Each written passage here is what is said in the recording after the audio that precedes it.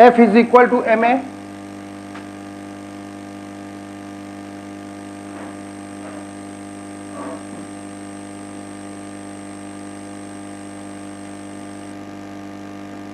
linear momentum is equal to mv for system of particles। अगर आप ये system of particles के लिए लगा रहे हैं तो a जो एक्सेलरेशन है वो सेंटर ऑफ मास का है, v जो वेलोसिटी है वो सेंटर ऑफ मास की है, राइट। सेंटर ऑफ मास का बहुत ज्यादा एप्लीकेशन है, ठीक है। क्या क्या? एक तो थ्योरेटिकली आप ऐसे समझ लें कि F is equal to M A centre of mass, linear momentum is equal to M V C M. दूसरी बात, यदि मैं किसी स्ट्रक्चर को ऐसे खड़ा करता हूं, ऐसे स्ट्रक्चर को यहां पे मैं हिंज कर देता हूं, हिंज यानी फ्री टू रोटेट, हिंज्ड यानी पाइवोटेड, पाइवोटेड यानी फ्री टू रोटेट, वो रोटेट करने के लिए क्या है? स्वतंत्र है, राइट। तो इस स्ट्रक्चर का जो सेंटर ऑफ मास होगा, इस स्ट्रक्चर का जो सेंटर ऑफ मास होगा वो ठीक इसके नीचे होगा, यहां कहीं। जब कभी भी आप किसी भी शेप के बॉडी को हिंज कीजिएगा तो हमेशा इसके ठीक नीचे होगा सेंटर ऑफ मास, उस स्ट्रक्चर का सेंटर ऑफ मास यहां पे होगा। ये बात जैसे मैं कहता हूं इस पेन का सेंटर ऑफ मास बताओ, पेन ये हिस्सा और एक कैप ये हिस्सा, दोनों का सेंटर ऑफ मास। यहां पे आप, एक तो डेफिनेशन हो गई कि जो भी डेफिनेशन करती है उससे अलग, एक पॉइंट ऐसा होगा जहां पे आप इसको रोक सकते हैं। This point is centre of mass of the body, ठीक बात है। क्या मैं यहां रख के रोक सकता हूं इसको? नहीं, मैं यहां कहीं रख के रोक ले रहा था ना, यहां कहीं, देख रहे हो किधर का हिस्सा ज्यादा भारी है, इधर का कि इधर का? दोनों बराबर हैं। ये वाला हिस्सा देखो कौन हिस्सा लंबा है, ये तो सोचो, भारी छोड़ो, लंबा ये वाला है और छोटा ये वाला है, ठीक बात है। यानी इतने टुकड़ा, यानी ये इधर छोटा टुकड़ा मिलकर के उतना ही सेंटर ऑफ बना, इस छोटे टुकड़े का और इस बड़े टुकड़े का, दोनों का सेंटर ऑफ मास यहीं पे है, ठीक बात है। तो तुम देख लो क्या ठीक बीचों बीच है क्या? अगर ये यूनिफॉर्म होता, ये कैप ना होती, ये कैप ना होता, यूनिफॉर्म होता तो middle point he centre of मास होता, लेकिन ये कैप होने की वजह से इधर भारी हो गया, इसकी ओर शिफ्ट हो गया सेंटर ऑफ मास। बात समझ में आ रही है? तो कुछ इसके एप्लीकेशंस हैं काफी जगहों पे। सेंटर ऑफ मास एक ऐसी चीज है, tau is equal to I alpha, जो फार्मूला आप लगाते हैं, ये फार्मूला केवल 2 पॉइंट्स के अबाउट लगा सकते हैं, एक तो इंस्टेंटेनियस सेंटर और दूसरा सेंटर ऑफ मास। ये जो इक्वेशन है ये आप तभी लगा सकते हैं जब आप खुद एक्सेलरेट ना कर रहे हो, और ये भी आप तब लगा सकते हैं जब आप खुद एक्सेलरेट ना कर रहे हो। लेकिन एक इसका वायलेशन है, सेंटर ऑफ मास हो सकता है कि एक्सेलरेट कर रहा हो, फिर भी वहां बैठ के आप ये लगा सकते हैं, राइट। यानी ये फार्मूला सिर्फ 2 पॉइंट्स के अबाउट सही है, इंस्टेंटेनियस सेंटर के अबाउट और किसके अबाउट? सेंटर ऑफ मास के अबाउट। तो कुछ बातें बार बार आएंगी, जैसे कोई बॉडी है, इसका कंबाइंड मोशन है, इसका लीनियर वेलोसिटी भी है और एंगुलर वेलोसिटी भी है, तो इसके पास काइनेटिक एनर्जी 2 तरह की है, रोटेशनल और क्या चीज? ट्रांसलेशनल।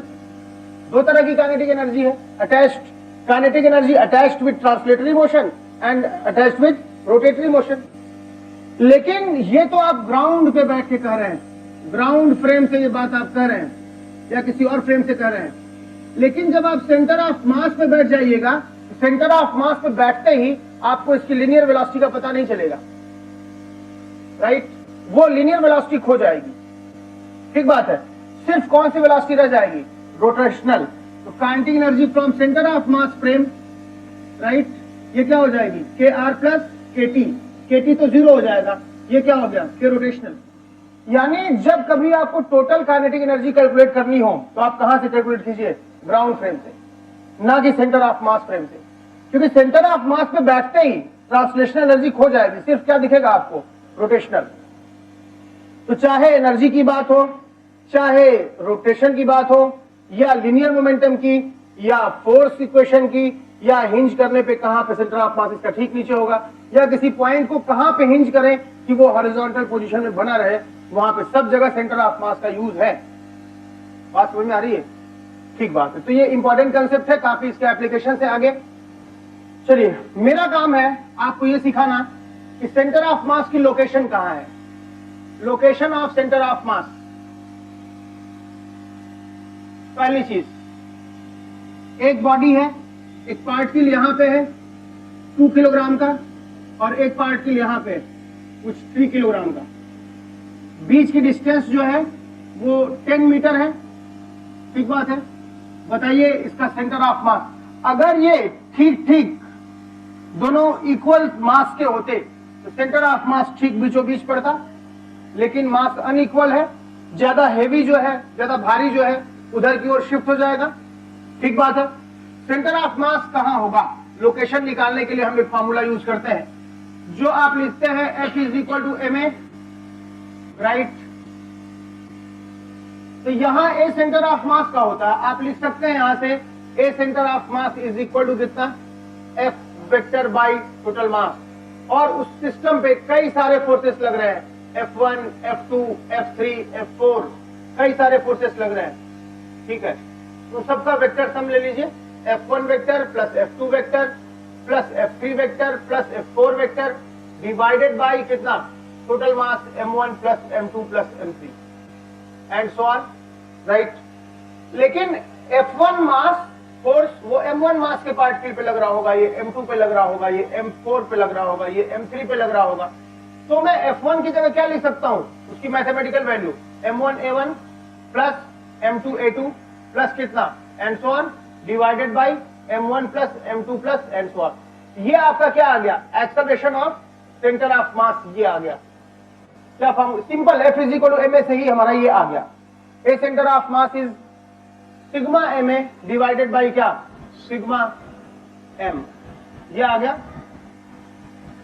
इसको आप इंटीग्रेट कीजिए, क्या आ जाएगा, velocity of centre of mass is equal to m1v1 plus m2v2 and so on divided by m1 plus m2 plus is equal to sigma mv divided by sigma m। इसको फिर integrate कीजिए, position of centre of mass is equal to m1 r1 vector plus m2 r2 vector plus so on divided by m1 plus m2 is equal to sigma mr divided by sigma m. This m into r is called mass moment. Mass moment. जब कभी भी हम r से multiply करते हैं, that quantity is called moment. r में आपने m से मल्टीप्लाई किया, this is called mass moment, right? आपने r में वेलोसिटी से फोर्स से मल्टीप्लाई किया, this is moment of force, this is moment of force and this is called torque. इसी को क्या बोलते हैं आप, टॉर्क। r में आपने लीनियर मोमेंटम से मल्टीप्लाई कर दिया, p is mv, mv is linear momentum, mvcm। तो r cross p moment of linear momentum, right. क्या बोलिएगा इसको आप, moment of linear momentum that is equal to क्या, एंगुलर मोमेंटम। IIT-JEE 97 का पहला प्रॉब्लम था कि what is moment of linear momentum, क्या बोलिएगा आप, एंगुलर मोमेंटम। मोमेंट मतलब r से मल्टीप्लाई, आपने r में m से मल्टीप्लाई किया, moment of mass, r cross f is moment of force, r cross p is moment of linear momentum that is angular momentum, right. तो centre of मास ही बिखरा पड़ा है पूरे मैकेनिक्स में, चाहे वो फोर्स की बात हो, चाहे लीनियर मोमेंटम की, चाहे टॉर्क की या एनर्जी की। सेंटर ऑफ मास पे बैठ के आप सबसे कम एनर्जी पाते हैं, काइनेटिक, क्योंकि कौन सी ऊर्जा खो जाती है दिखती नहीं आपको, ट्रांसलेटरी दिखती नहीं। तो कभी भी बॉडी की टोटल एनर्जी कैलकुलेट करनी हो तो सेंटर ऑफ मास के फ्रेम में होके, यानी वहां बैठ के हम कैलकुलेट नहीं करेंगे। ठीक बात है। हम हमेशा या तो ग्राउंड फ्रेम से करेंगे या फिर इंस्टेंटेनियस सेंटर के फ्रेम से करेंगे टोटल एनर्जी कैलकुलेट करने में। ये भी हम हमेशा दो ही जगह से लगाते हैं, ठीक है। यानी एनर्जी टोटल निकालनी हो, काइनेटिक एनर्जी अगर टोटल निकालनी हो तो, या ये फॉर्मूला निकालना हो तो सिर्फ दो ही पॉइंट काम आते हैं और कोई पॉइंट काम नहीं आता।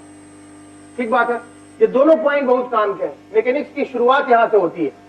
ठीक है, और एक चीज, सेंटर ऑफ मास पे बैठ के लीनियर मोमेंटम क्या होगा आपका? P from centre of mass frame क्या होगा बताइए? MVCM होता है ना, सेंटर ऑफ मास पे बैठेगा तो उसको लीनियर पता ही नहीं चलेगा, कितना आ जाएगा? 0। सेंटर ऑफ मास पे बैठ के हमेशा आपको बॉडी की लीनियर मोमेंटम क्या दिखाई पड़ेगी? 0, 0 दिखाई पड़ेगी। ठीक बात है। तो दो हिस्से में हमने बात की। पहला, application of centre of mass क्या है हमारे लिए मैकेनिक्स में। दूसरी बात, फॉर्मूले हमारे कहां से आते हैं? यहां से आ जाते हैं। F = ma होता है, वहां पे a उस पॉइंट का एक्सेलरेशन नहीं है जहां पे फोर्स लग रहा है, उससे मतलब नहीं है। ये सेंटर ऑफ मास का एक्सेलरेशन। जैसे एक रॉड है, ये पड़ा हुआ है ऐसे, आप फोर्स यहां लगा रहे हैं तो, और मास इसका m है। जब आप एक्सेलरेशन इस फोर्स बाई m करिएगा तो एक्सेलरेशन क्या इसका होगा जहां फोर्स लग रहा है? नहीं, किसका होगा? सेंटर ऑफ मास का। a is not acceleration of point of application of force, it is acceleration of center of mass of the system, right? चलिए न्यूमेरिकल पे आइए। ये हमारी बॉडी है, 2 kg 3 kg के दो पार्ट केस हैं, 10 मीटर की दूरी पे रखे गए हैं। You have to find centre of mass of the body. अगर वो दोनों इक्वल होते तो centre of mass exactly mid point पे होता। इक्वल नहीं है, निश्चित ही भारी वाले की ओर शिफ्टेड होगा। हम यहाँ पे x1 = 0 मान लेते हैं, तो यहां से कितनी दूरी हो गई? x2 = 10 हो गया। फार्मूला क्या हमारे पास? x बार = m1 x1 प्लस क्या? m2 x2 divided by m1 plus m2। m1 कितना है भाई? 2। x1 कितना है? 0। m2 कितना है? 3। x2 कितना है? 10 divided by m1 plus m2 कितना हो गया? 5।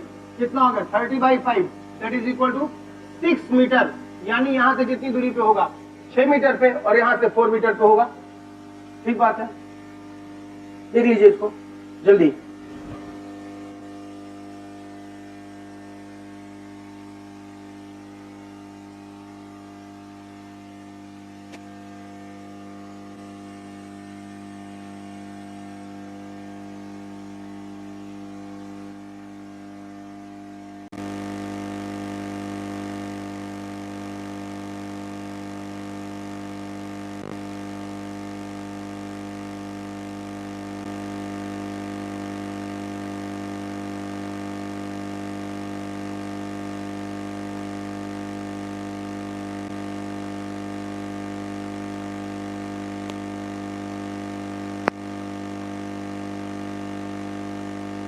नहीं, moment of linear momentum is called angular momentum, moment of force is called torque, right? कुछ समझे? ओके, चलिए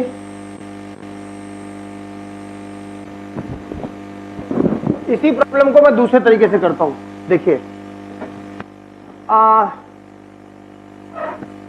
4 kg कितना? 6 kg था, 8 kg, अच्छा 3 kg, 3 kg यहां पे था और 2 kg यहां पे था, राइट? और ये लेंथ कितनी थी? 10 मीटर। मैंने मान लिया सेंटर ऑफ मास यहां पे है कहीं। ठीक बात है। This distance is x metre, तो ये कितना हो गया? 10 - x। सेंटर ऑफ मास के अबाउट लेफ्ट की ओर जितना ma होगा उतना ही राइट की ओर ma होगा। जितना लेफ्ट की ओर ma होगा उतना ही राइट की ओर ma होगा। जितना लेफ्ट की ओर mv होगा उतना ही राइट की ओर mv होगा। और जितना ही लेफ्ट की ओर mx होगा उतना ही राइट की ओर mx होगा। सारे काइनेमेटिक वेरिएबल, चाहे पोजीशन हो, वेलोसिटी हो, एक्सेलरेशन हो, जितना m इंटू दिस लेफ्ट की ओर होगा उतना ही राइट की ओर होगा। ठीक बात है। तो हमने क्या कहा? इसके अबाउट, सेंटर ऑफ मास के अबाउट, सेंटर ऑफ मास के अबाउट लेफ्ट मास मोमेंट बोलते हैं m इंटू आर को। Left mass moment is equal to right mass moment, right? तो ये मास इंटू ये दूरी, यही मास मोमेंट कहलाता है। कितना हो गया? 2x is equal to 3 into कितना? 10 - x। तो कितना आ गया? तो पैर नहीं हिलाओ, फिर तुम वही काम किए। 2x = 30 - 3x, खाओगे दुनिया भर का काम करोगे। 5x बराबर 30, x कितना आ गया 6 मीटर आ गया। लेकिन स्कूल में इस मेथड से मत करना, मास्टर सब फेल कर देंगे तुम्हारे, ठीक है। बेहतर तरीके वहां फेल कर जाते, ठीक है। जितना घोट के जितना लंबा तरीका हो उतना बेहतर, ठीक है। तो सेंटर ऑफ मास के about left mass moment is equal to, जरा ध्यान से अब थोड़ा देखो कि ये 3 kg का ब्लॉक है, पार्टिकल है, ये 2 kg का पार्टिकल है। मुझे नहीं पता सेंटर ऑफ मास कहां पे है, ठीक है। चलिए 5 kg का और ये 15 kg का, सेंटर ऑफ मास कहीं होगा, ठीक है। अगर मैं इसे 2 मीटर लेफ्ट की तरफ शिफ्ट करता हूं और सेंटर ऑफ और इसे कुछ 3 मीटर राइट की तरफ शिफ्ट करता हूं, तो बताओ सेंटर ऑफ मास की पोजीशन में चेंज कितना हो गया होगा। देखते हैं क्या लिखोगे। Position of centre of mass is equal to कितना, m1 x1 vector plus m2 x2 divided by m1 plus m2, यही लिखते हो ना। ये पोजीशन है, delta delta delta delta X Q M मुझे निकालना है। m1 यानी 5 वाले को डेल्टा x1 शिफ्ट कर दिए इधर, कितना -2 लेफ्ट की तरफ -2 प्लस m2 यानी 15 को राइट की तरफ शिफ्ट कर दिए 3 divided by m1 plus m2 कितना हो गया 20, 45 माइनस 10 कितना हो गया 35 बाई 20, 7 बाई 4, 7 बाई 4 मीटर इधर की तरफ पॉजिटिव आ गया यानी राइट वर्ड। इसके 2 मीटर शिफ्ट होने से, इसके 3 मीटर शिफ्ट होने से सेंटर ऑफ मास किधर शिफ्ट होगा, 7 बाई 4 मीटर इधर शिफ्ट होगा। फिर एक क्वेश्चन पूछ सकता है कि मान लीजिए 20 kg ये है और 5 kg ये है, इसे मैंने 3 मीटर शिफ्ट किया, उसे कितना शिफ्ट करूं कि सेंटर ऑफ मास वही रहे। Centre of mass does not shift. क्या करना पड़ेगा, सिंपल, इसके अबाउट एम ए हमेशा वही रहना है, एम वी हमेशा 5 इंटू 3 इज इक्वल टू क्या चीज, और 5 into 3 is equal 20 into x, है कि नहीं। तो एक्स कितना आ गया 3/4 मीटर। तो जो चेंज होगा वो भी वही होगा। ये बात यहां भी उतनी ही सही है और सब में चेंज कर दो, M delta V delta V delta delta लगा दो, तब भी वो बात सही है। मास मोमेंट भी उतना ही होगा और मास मोमेंट में चेंज भी उतना ही होगा, ठीक बात है। ये हो गया तीसरी बात, ओके। सिग्मा एन कितना होता है, N into N plus 1/2। Sigma N मतलब क्या, शुरू की एन नेचुरल नंबर्स का सम, 1 + 2 + 3 + 4 + 5 कितना होता है 1 + 2 + 3 अप टू कहां एन तक। सिग्मा एन स्क्वायर कितना होता है, n into N plus 1 into 2n + 1/6। और सिग्मा एन क्यूब कितना होता है, n इंटू एन प्लस 1/2 का होल स्क्वायर, ये इतना होता है, ठीक बात है, ओके। यहां पे एक पार्टिकल है, ये ओरिजिन है, ये x is equal to 1 centimetre है, यहाँ पे x is equal to 2 centimetre है, एंड सो ऑन। यहाँ पे x is equal to 100 centimetre है, ठीक बात है। x इक्वल टू 1 पे मास m है, 2 पे मास 2m है, x इज इक्वल टू 3 पे मास 3m है, और x इक्वल टू 100 पे मास 100m है, राइट। पूछा है सेंटर ऑफ मास की लोकेशन कहां होगी। क्या करिएगा, ओरिजिन x इक्वल टू 0 है, यहां से कुछ x बार होगा, x bar is location of centre of मास, कितना हो जाएगा सारा m1 x1 plus m2 x2, 1 into 1 into m plus कितना 2 इंटू 2m प्लस कितना 3 into 3m and so on 100 into 100m divided by सारा मास m plus 2m plus and so on plus 100m, right.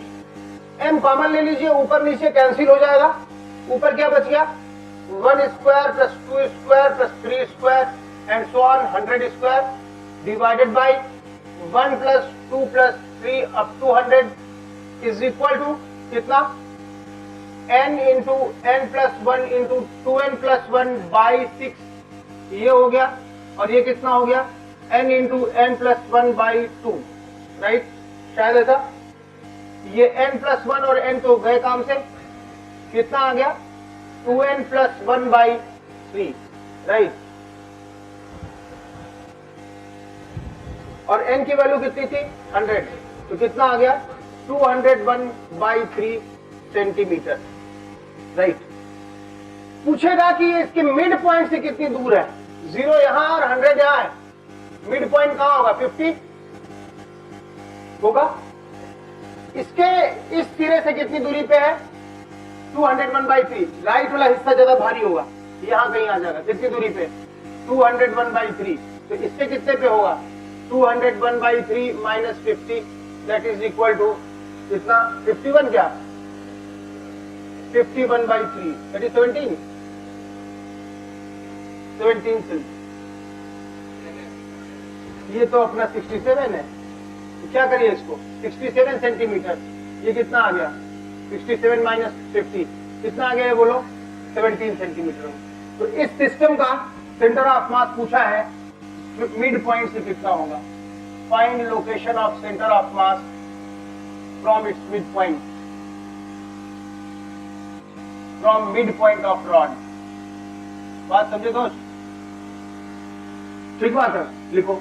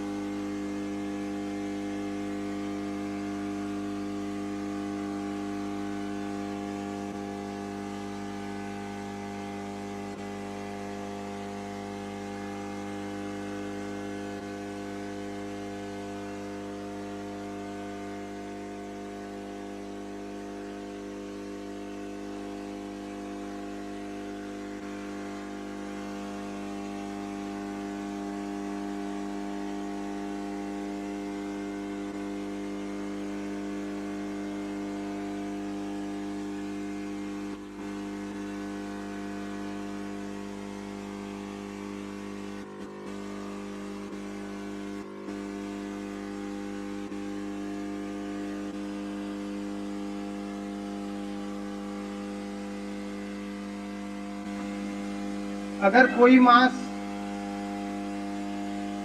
3 kg वो उधर जा रहा है 5 metre पर second से, and mass 2 kg is moving with speed 3 metre पर second leftwards, we have to find velocity of centre of mass. क्या करेंगे m1 v1 plus m2 v2 divided by m1। ये m1 कितना है 2 kg, v1 कितना है -3, m2 कितना है 3, m2 कितना है 5 divided by m1 plus m2, तो 15 माइनस 6 कितना हो गया 9/5 मीटर पर सेकेंड, प्लस आया है मतलब राइट वर्ड, ठीक बात है। नेक्स्ट क्वेश्चन कि यहां पे एक मास, दो मास एक दूसरे को अट्रैक्ट करते हैं, मास m यहां पे है और मास 3m यहां पे है। ये रेस्ट पे थे, शुरू में छोड़ दिए गए, रिलीज किए गए, रिलीज फ्रॉम रेस्ट, ठीक है। फिर कहां मिलेंगे आकर के, ये अट्रैक्ट करेगा इसको या इसको, कहीं यहां सेंटर ऑफ मास होगा वहां मिलेंगे ये, ठीक बात है। ये L/4, ये कितना हो जाएगा, टोटल L था, ये 3L/4 हो जाएगा, और ये कितना हो जाएगा L/4 हो जाएगा। तभी तो देखो this mass into this length equal to this mass into this length, ऐसा हो रहा है, सेंटर ऑफ मास वहां होगा। दोनों जब कोलाइड करेंगे तो उस वक्त क्या होगा, ये यहां होगा, ये यहां होगा, यहीं कोलाइड करेंगे तो। बात समझ में आ रही है, सेंटर ऑफ मास पे। और बीच में एक स्थिति ऐसी होगी जब इसकी स्पीड कुछ m इसकी है और 3m इसकी है, इसकी स्पीड अगर v होगी तो इसकी स्पीड 3v होगी, ताकि 3v और m, 3m भी इधर और 3m भी इधर, नेट 0 ही रहे। बात समझ में आ रही है, ऐसा होगा। यानी दोनों पार्टिकल्स मूव करेंगे, जब भी पार्टिकल्स शुरू में अगर रेस्ट पे हो और म्यूचुअल अट्रैक्शन की वजह से पास आ रहे हो, तो दोनों भले चलेंगे लेकिन सेंटर ऑफ मास वहीं पड़ा रहेगा। बात समझ में आ रही है, ऐसा है। तो कई बार क्वेश्चन पूछ भी चुका है कि दो पार्टिकल्स में म्यूचुअल अट्रैक्शन की वजह से पास आते हैं, किसी मोमेंट पे इनकी वेलोसिटीज कुछ कुछ है, बताओ सेंटर ऑफ मास की वेलोसिटी किधर होगी, हो जाएगा ही नहीं, ठीक है। ओके चलिए नेक्स्ट, ये बात है कि ये हमारा एक्स एक्सिस है, ये वाई एक्सिस है, ऐसा कुछ है। मास 1 kg है और इसकी स्पीड इधर की तरफ है 2 मीटर पर सेकेंड। यहां मास 2 kg है, इसका कोऑर्डिनेट है 3,0,3,0, इसकी वेलोसिटी इधर की ओर है 5 मीटर पर सेकेंड।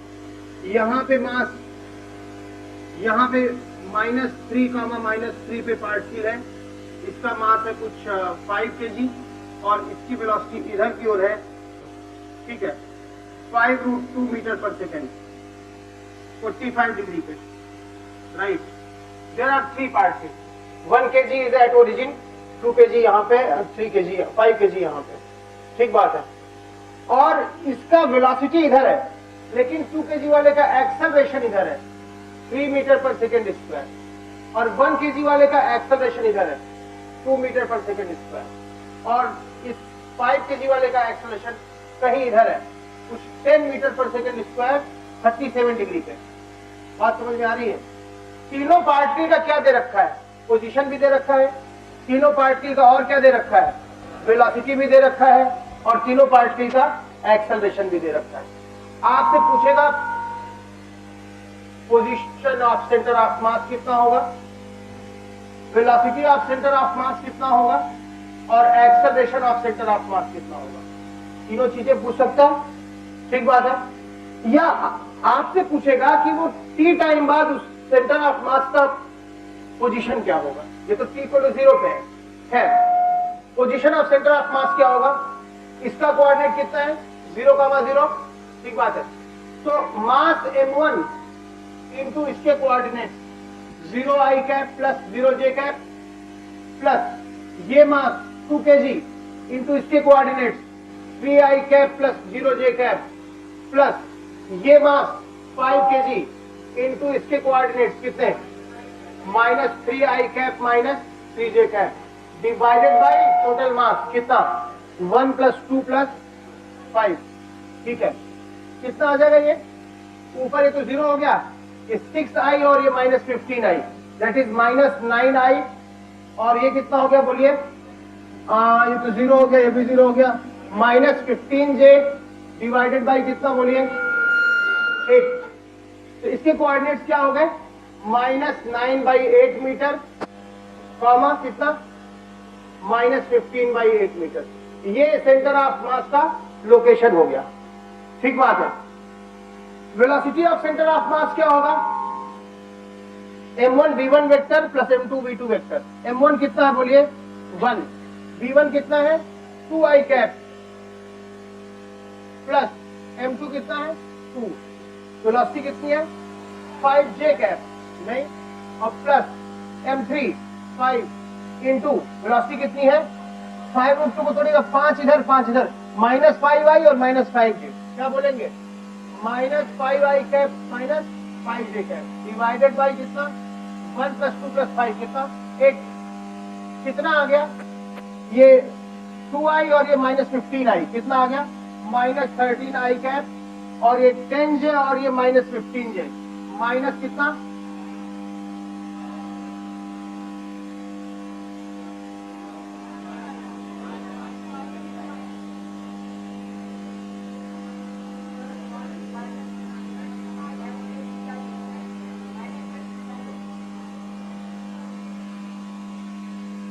अब सही है, -23i -15j, यानी 23, हाँ, डिवाइडेड बाई 8, 23/8 इधर i में -i में, और 15/8 इधर, है कि नहीं।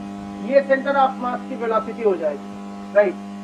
एक्सेलरेशन क्या होगा, ये मास इंटू इसका एक्सेलरेशन 1 इंटू कितना 2j कैप, प्लस ये मास इंटू इसका acceleration 2 into 3i cap, plus वो मास 5 इंटू इसका एक्सेलरेशन को तोड़िएगा तो कितना आ जाएगा 10 cos 37, यानी 8 इधर और 10 sin 37 6 इधर, एक्सप्रेशन को तोड़िएगा तो 8i कैप प्लस कितना 6j cap divided by 8 you will get 40i और 6i कितना 46i बोलना और 30j और कितना 2j plus 32j divided by क्या ये आ गया 23i cap plus 16j cap divided by 4 तो इसका एक्सेलरेशन कितना आ गया बोलो I में 23/4 और J में 16/4 यानी 4 आपसे पूछेगा velocity of centre of mass at time t is equal to u plus at होता है बोलो इसका u कितना था शुरू में इतना बोलो तो कर सकते हो तुम कितना -23i -15j डिवाइडेड बाई 8 ये तो u हो गया अब प्लस a कितना हो गया बोलो 46i प्लस कितना 32j डिवाइडेड बाई 8 इंटू क्या 3 एक कॉमन ले लेना इतनी वेलोसिटी हो जाएगी टी टाइम बाद तो इस प्रॉब्लम में ऐसा ही है लिख लीजिए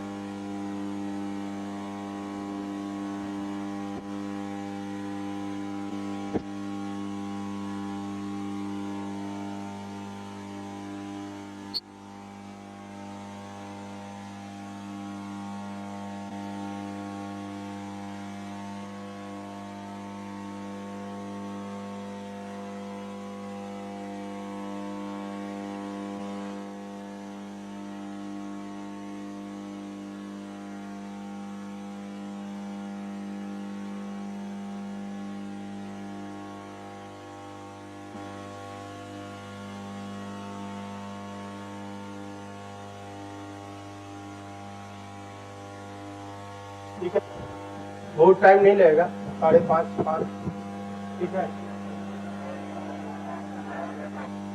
चलिए किसी इक्विलेटरल ट्रायंगल में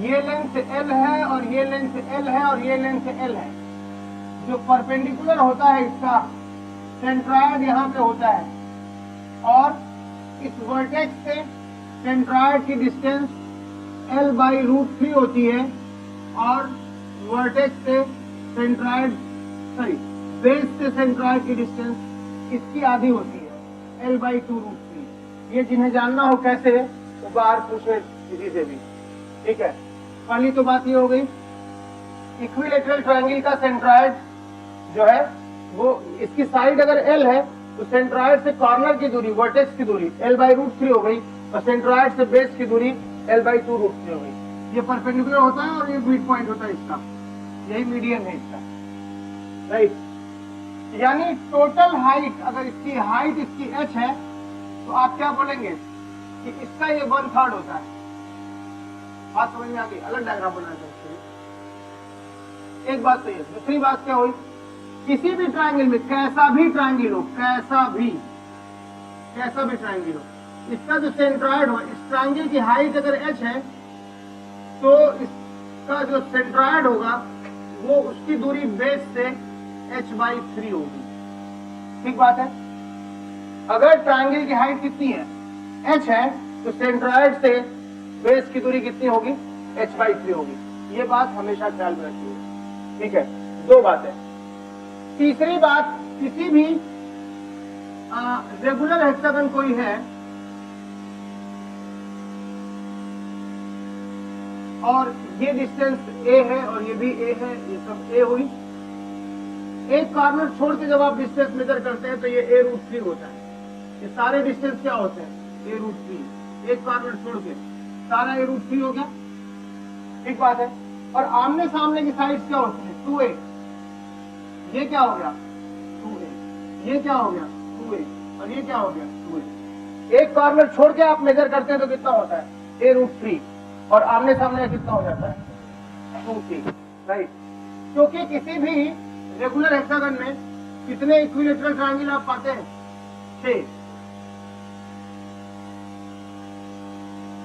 6 भाग है 1 2 3 4 5 6 7 भाग ये डिस्टेंस a है और ये डिस्टेंस a है और ये भी a है और ये भी a है ये angle 60 degree 60 degree 60 degree 60 degree. A को तोड़िएगा तो ए cos 60, सामने क्या हो गया ये दूरी ए sin 60, ए √3/2 और ये कितना हो गया। तो यहां से इसकी दूरी कितनी होगी, ए ये और a/2 ये कितनी, a/2। और इसकी डिस्टेंस देखिए जरा, ये फिर 60 डिग्री हो गया, तो ए ये हो गया, तो एंगल से कितना आ गया, a cos 60 यानी a/2। किसी भी रेगुलर हेक्सागन में अगर आप कहिए कि हमारे कोऑर्डिनेट्स क्या हुए, तो कोऑर्डिनेट्स कुछ ऐसे होंगे लाइक दिस। ये हमारा रेगुलर हेक्सागन है,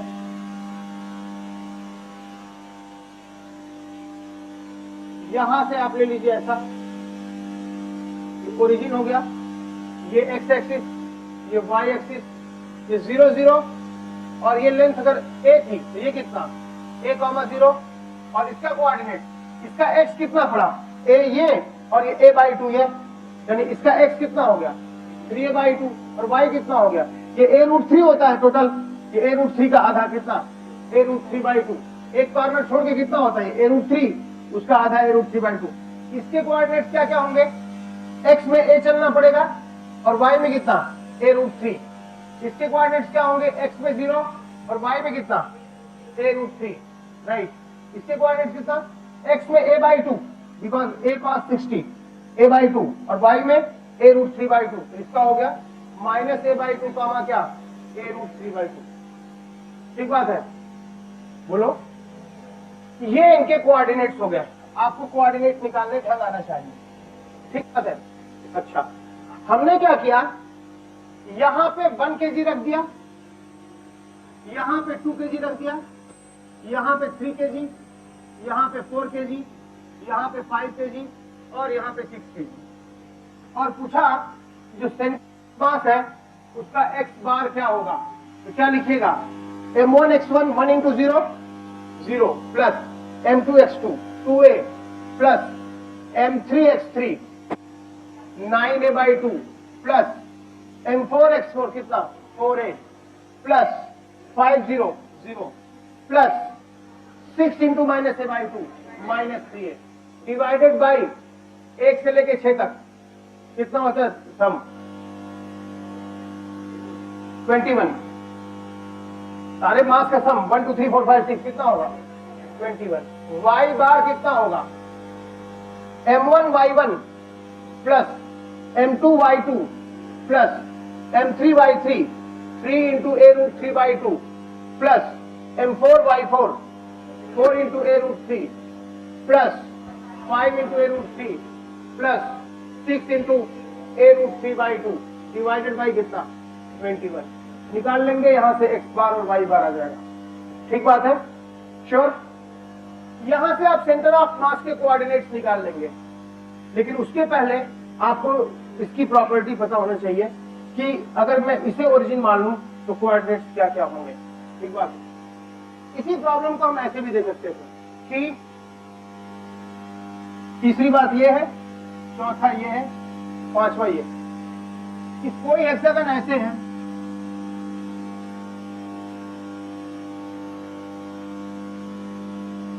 लाइक दिस, ओरिजिन ये है, एक्स एक्सिस ये है, वाई एक्सिस ये है, ऐसे भी दे सकता है। ठीक बात है। तो 1 kg ये है, 2 kg ये है, 3 kg ये है, 4 kg 5 kg 6 kg, right. Side जो है वो ए है और रेगुलर हेक्सागन है, राइट। ये 0 0 है। इसके कोऑर्डिनेट क्या हो गए, ये कितना होता है, ये ए है तो ये 2a हो गया आमने सामने का, तो ये भी ए हो गया। एक्स में कितना चलना पड़ा 0 और वाई में कितना -a। भाई ये ए है तो ये 2a हुआ, आमने सामने के 2a होता है। अच्छा, इसका कितना हो गया, इसका एक्स में कितना चलना पड़ा, बोलो। दो एक कॉर्नर छोड़ के ये दोनों कितना हो गया a√3, तो यहां से कितना हो गया x a√3/2 और y कितना हो गया बोलिए, ये a है, a का आधा a/2 -a/2 हो जाएगा। और इसका कितना हो जाएगा, x में a√3/2 और a में a/2 और इसका x में 0 और y में a और इसका x में उतना ही a√3/2 इधर तो a√3/2 इधर -a√3/2 और y कितना माइनस ए बाई टू, और इसका कितना बोलो minus A root three by two, और कितना अब इसका सेंटर ऑफ मास निकाल लेंगे, है कि नहीं। तो रेगुलर हेक्सागन के भी प्रॉब्लम बन सकते हैं। एक कॉर्नर छोड़ के जो लेंथ निकालते हैं वो क्या होती है ए रूट थ्री, और आमने सामने वाली कितनी होती है 2a। ये बात ख्याल रखनी पड़ेगी, ठीक है। नंबर 6, कोई इक्विलेटरल ट्रायंगल है और हमने यहाँ पे मास m रख दिया है, यहाँ पे मास 2m रख दिया है, और यहाँ पे मास 3m रख दिया है। ओरिजिन में इसे मानता हूँ, एक्स एक्सिस इधर मानता हूँ और वाई एक्सिस इधर मानता हूँ, ठीक बात है। इसकी टोटल लेंथ कितनी, टोटल हाइट कितनी हो जाएगी, l ये है और l बाई 2 ये हुआ, l square minus l square by 4 that is 3l square by 4। इसका रूट ले लो, कितना हो गया l रूट 3 बाई 2, या सीधे तो जियोमेट्री से कर लो l sin 60 l root 3 by 2। तो हाइट कितनी हो गई इसकी l रूट 3 बाई 2। इसके पार्ट क्या क्या हो गए 0 0, इसके क्या हो गए a 0, और इसके कितने हो गए x में कितना चलना पड़ेगा इसके लिए a बाई 2, और y में कितना चलना पड़ेगा बोलो a रूट 3 बाई 2। नहीं, क्या हम यहाँ से इसका x बार y बार निकाल लेंगे। x बार कितना होगा बोलो m1 x1 0, m2 x2 2ma plus m3 x3 3ma by 2 y total कितना 6m। y बार कितना होगा बोलो m1 y0 2m 0 कितना हो गया 0 0 भाग, ये कितना हो गया 3m into a root 3 by 2 divided by 6m, ठीक है। ऐसा कितना आ जाएगा x बार y बार, शायद तुम समझ लो। पहले हम लोग लीनियर सिस्टम पे फॉलो किए, अब क्या कर रहे हैं एक प्लेन में काम किए।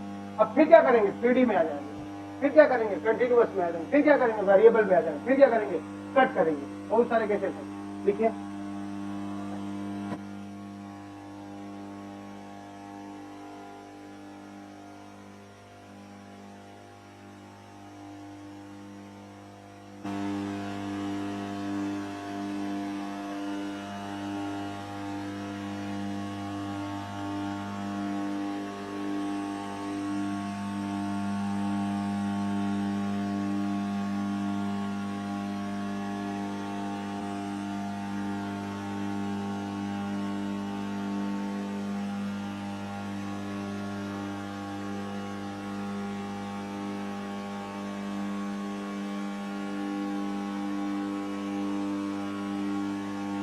लीनियर सिस्टम होते हुए कहां पहुंचे प्लेनर सिस्टम पे। पहले पार्टिकल फिर लीनियर फिर प्लेनर। अब बात करते हैं 3D की।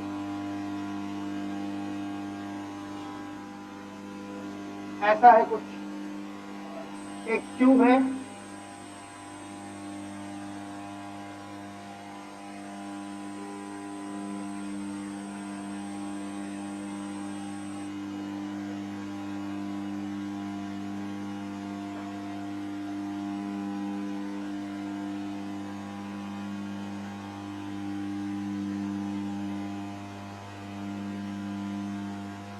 ओरिजिन ये है, एक्स एक्सिस ये है, वाई एक्सिस ये है, जेड एक्सिस ये है। यहाँ पे मास m है, यहाँ पे 2m है, यहाँ पे m है, यहाँ पे 2m है, यहाँ पे m है 2m है, m है 2m है।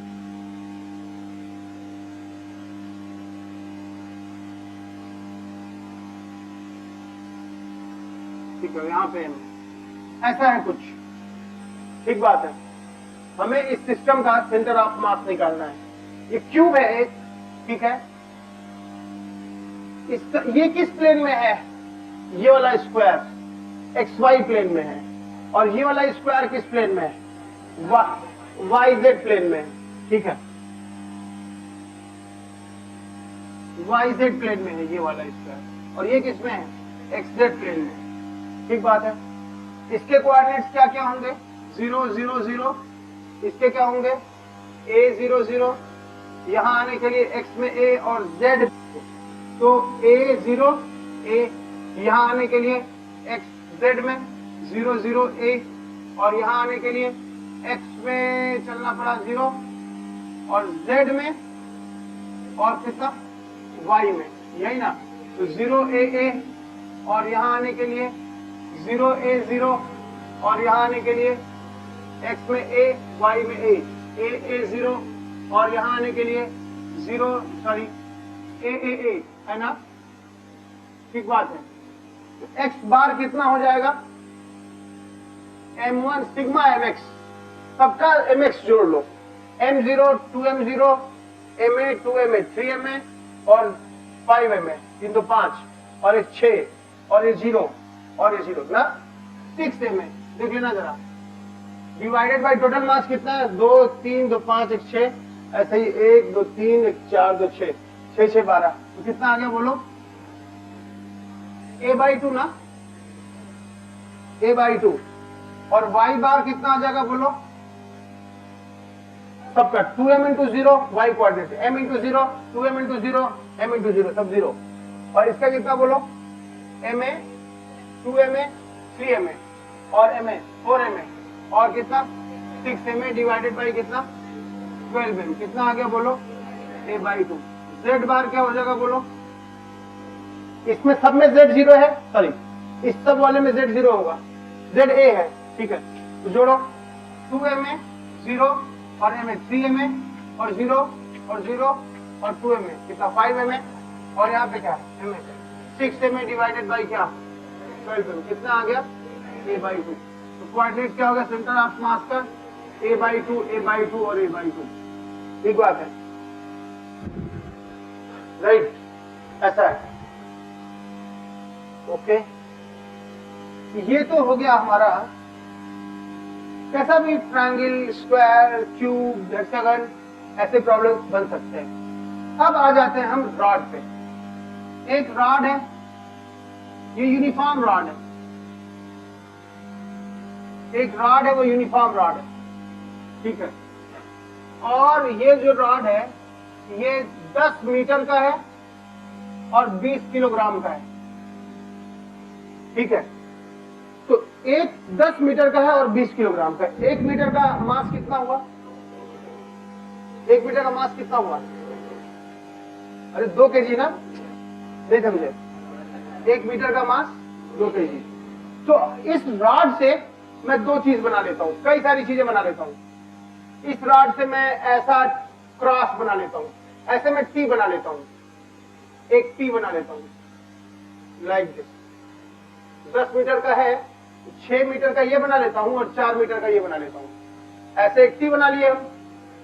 या मैं इस रॉड से एक एल बना लेता हूं, इसी रॉड से मैं एक एल बना लेता हूं, तो 6 मीटर का ये कर लेता हूं तो 4 मीटर का ये कर लेता हूं।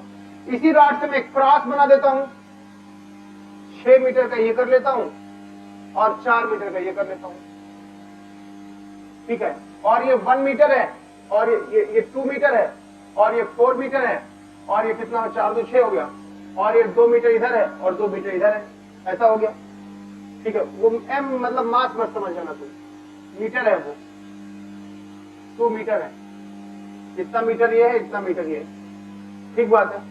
चाहे टी शेप हो, एल शेप हो, क्रॉस हो, ठीक है, हमें सेंटर ऑफ मास निकालना है। यूनिफॉर्म रॉड, हम लोग का हाथ यूनिफॉर्म नहीं होता, आगे आने पे पतला होता चला जाता है, हाथी की सूंड यूनिफॉर्म नहीं होती, ट्रंक क्या होती है, हाँ, ये पेन क्या है, यहां से यहां तक यूनिफॉर्म है, ठीक है ना। जब कभी भी यूनिट लेंथ का मास वो कांस्टेंट होता है हर जगह, तब वो क्या होता है, यूनिफॉर्म। 10 मीटर का मास कितना है भाई, 20 केजी, तो 1 मीटर का मास कितना हुआ, 2 केजी, तो 6 मीटर का मास कितना हुआ, 12 केजी, ठीक ना, और 4 केजी का, ठीक है, 8 केजी। अच्छा, वैसे हमको इस डिटेल में नहीं पूछना चाहिए, बल्कि और आसान प्रॉब्लम यहाँ ऐसे बन सकता है, इसका मास ना दो, बस 20 केजी का इसका ये यूनिफॉर्म मास बोल दो। यूनिफॉर्म रॉड बोलते ही क्या मतलब हुआ कि एक यूनिट लेंथ का, अगर एक लेंथ का मास हम लैम्डा मान लें, एक लेंथ का मास अगर लैम्डा हो गया तो 4 मीटर का मास कितना हो गया, 4 लैम्डा, और 6 मीटर का 6 लैम्डा। तो यहाँ पे एक इस रॉड का सेंटर ऑफ मास कहाँ होगा, मिड पॉइंट पे, तो ये हो गया C1 कितने मास का, 4 लैम्डा, और इस रॉड का सेंटर ऑफ मास कहाँ हो गया, यहाँ हो गया ठीक मिड पॉइंट पे, कितने पे, C2 कितना 6 लैम्डा, और इसके बीच की दूरी कितनी हो गई 3 मीटर हो गई, नहीं समझे? बोलो, एक लंबाई का मास लैम्डा है, तो 4 लंबाई का 4 लैम्डा, 6 लंबाई का 6 लैम्डा, तो ये यहां हो गया इसके मिड पॉइंट पर, और ये इसके मिड पॉइंट पे ये हो गया। तो इसका सेंटर ऑफ मास निकालना निश्चित ही भारी वाले की तरफ होगा, या मान लो जंक्शन से मान लो x दूरी, जो दोनों का जंक्शन है वहां से x दूरी पे है, तो इतना कितना हो गया 3 - x, C0 हो गया कंबाइंड सेंटर ऑफ मास। इसके अबाउट नेट मास मोमेंट क्या होना चाहिए 0। 3 × 4 लैम्डा, बोलो 3 × 4 लैम्डा, सॉरी ये मास इंटू ये दूरी, 4 लैम्डा इंटू क्या x बराबर ये मास इंटू ये दूरी 6 लैम्डा इंटू कितना 3 - x। लैम्डा लैम्डा कैंसिल हो गया, 2 से हो गया 3, 2 से हो गया 2, 2x is equal to 9 minus क्या 3x, 5x इज 9, x कितना हो गया 9/5, 1.8 मीटर फ्रॉम क्या, फ्रॉम क्या जंक्शन। इस P जंक्शन से कितनी दूरी पे 1.8 मीटर पे इसका सेंटर ऑफ मास होगा। आईटी में प्रॉब्लम पूछा कि एक फोर्स हम कहां पे लगाएं कि वो रोटेट ही ना करे, सेंटर ऑफ मास पे लगाना पड़ेगा तभी वो रोटेट नहीं करेगा, वरना क्या होगा सेंटर ऑफ मास पे लगाओगे तभी रोटेट नहीं करेगा, क्योंकि सेंटर ऑफ मास के बहुत टार्क नहीं मिल पाएगा। जैसे हम लोग हाथ ऐसे कर दे तो क्या अपने से वही पड़ा रहेगा क्या, ये ऐसे हो जा रहा है, क्या तुम अपने से लाए कि आ गया, ले जाने में तो हम ले गए और ये लाए कि हम लाए क्या नहीं, mg का टार्क मिल गया वो लेके चला गया। फोर्स के 2 इफेक्ट होते हैं, एक ट्रांसलेशनल और एक टर्निंग इफेक्ट होता है जो उसे घुमाता है, ठीक है। तो पूछेगा हम फोर्स कहां पे लगाएं कि ये टी शेप केवल चले, ट्रांसलेटरी मोशन करे, रोटेट ना करे, तो क्या होगा answer 1.8 metre from junction, centre of mass का एप्लीकेशन है कि नहीं, ठीक है।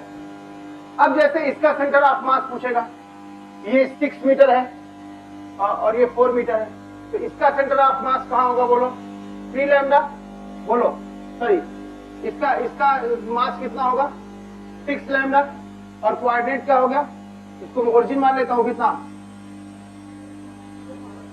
ये कितना मीटर था 6 मीटर, तो x में 0 और y में कितना 3, इसका सेंटर ऑफ मास यहां होगा, इसका मास कितना हो गया 4 लैम्डा, और x में कितना, x में 2, y में 0, तो x बार कितना हो जाएगा बोलो m1 x1, m1 into x1 4 lambda into 2 कितना हो गया 8 lambda, plus m1 into x1 0 divided by total mass 10 lambda, 0.8 हो गया मीटर, और y बार कितना आ गया m1 y1, m1 into y1 4 lambda into 0 plus 6 lambda into 3 कितना हो गया 18 lambda divided by 10 lambda is equal to 1.8 metre. यानी इसका सेंटर ऑफ मास कहां होगा, यहां से 0.8 मीटर और यहां से 1.8 मीटर, कहीं यहां होगा 0.8 मीटर और कितना इतना, क्या देख लो सही है। क्या ये सेंटर ऑफ मास बॉडी पर है, नहीं बॉडी तो ये है, मैं जब ऐसे हूं तो सेंटर ऑफ मास अंदर है, जब मैं आगे आता हूं तो मैं सेंटर ऑफ मास यहां आ गया, कोई जरूरी नहीं है। इसीलिए जो लोग लंबी कूद ऊंची कूद कूदते हैं उनका ये होता है कि यार तुम अपना सेंटर ऑफ मास, वो ऐसा जाते हैं ऊपर कि ऐसा इतना टेढ़ा होते हैं सेंटर ऑफ मास नीचे ही रहता है, बात समझ रहे हो। तो सेंटर ऑफ मास जरूरी नहीं है कि बॉडी पे हो, इसका सेंटर ऑफ मास निकालते हैं।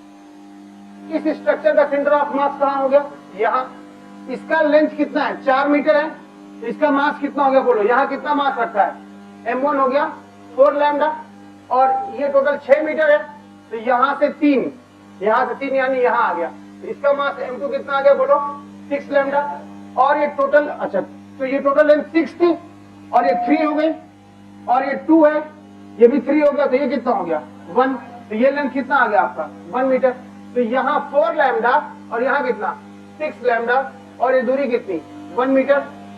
इस जंक्शन से मैं मानता हूं कि x दूरी पे होगा, तो यहाँ से कितना होगा 1 minus x, 4 lambda into x बराबर क्या 6 लैम्डा इंटू 1 माइनस एक्स, तो यहाँ से 2 लैम्डा कैंसिल हो जाएगा, 3 बचेगा, 2 बचेगा, 2x is equal to 3 minus 3x, तो 5x इज इक्वल टू 3, तो x कितना आ गया 0.6 मीटर, है ना, फ्रॉम क्या जंक्शन। ये आपका ऐसे बनेगा। एक चीज और, वो बॉडी जिसके अबाउट सिमेट्रिकल होता है,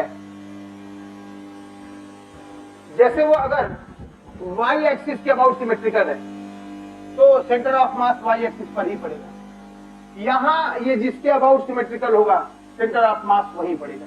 ठीक बात है। तो हम लोग धीमे से फिर रॉड को तोड़ के जोड़ने लगे। ठीक है, थोड़ी इसमें और झंझट है। अब रॉड को थोड़ा टेढ़ा कर देंगे। ठीक है, कैसे कैसे प्रॉब्लम बनते हैं तुम देखे चले जाओ लास्ट तक। देख लीजिए, सिस्टम ऑफ पार्टिकल्स, फिर प्लेन में, फिर रॉड,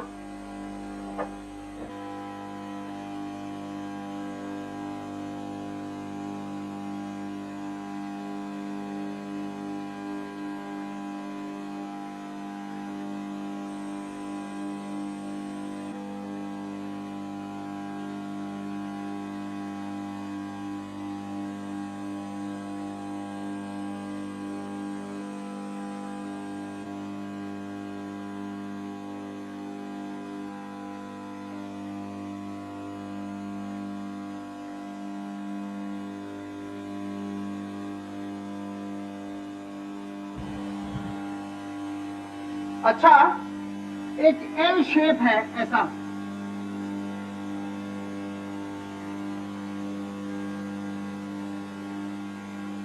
एल शेप है, एक यू शेप है, मुझे इसका एक वायर फ्रेम है, राइट। ये एल शेप का एक वायर फ्रेम है यूनिफॉर्म। मुझे इसका सेंटर ऑफ मास पता करना है। इक्वल लेंथ का है, इसका तो मिड पॉइंट पे हो गया, इसका भी कहां होगा, मिड पॉइंट पे होगा। और ये भी एम और ये भी एम, दोनों लेंथ एल मास के, एल लेंथ के, तो ये भी एम सेंटर पे, ये भी एम सेंटर पे। और इन दोनों का कहां होगा, इनके ठीक बीचों बीच कितना, 2m। T0 तो यहां पे हो गया, नहीं समझे? अरे भैया इसका मिड पॉइंट पे होगा, इसका मिड पॉइंट पे होगा। इन दोनों, जब आप भूल जाओ, ये रॉड की जगह एक पार्टिकल हो गया, ये रॉड की जगह एक पार्टिकल होगा, तो मास mm के है, इक्वल मास, तो एग्जैक्टली मिड पॉइंट पे होगा। ठीक बात है। ये टोटल L था, तो ये कितना हो गया, L/2। ये भी कितना हो गया, L/2, और ये भी L/2, और ये भी L/2। अच्छा ये मिड पॉइंट है, परपेंडिकुलर डालो, ये जब मिड पॉइंट हो तो ये भी मिड पॉइंट होगा। तो ये L/2 का आधा कितना हो गया, L/4, और ये भी क्या हो गया, L/4, और ये भी क्या हो गया, L/4, और ये भी क्या हो गया, L/4। ठीक बात है। अच्छा यहां से अगर मैं इसको मिला दूं, तो जरा तुम इस वाले ट्रायंगल को ध्यान से देखो, राइट। ये एक ट्रायंगल बन गया, यहाँ पे ये एंगल थीटा है, मान लो। अगर मैं इसे थीटा कहता हूं, tan थीटा कितना बोलोगे तुम यहाँ पे, टोटल बाई दिस, टोटल कितना है, ये L/2 था ना, L/2 और L/4, perpendicular 3L/4 by base L/4, कितना आ गया,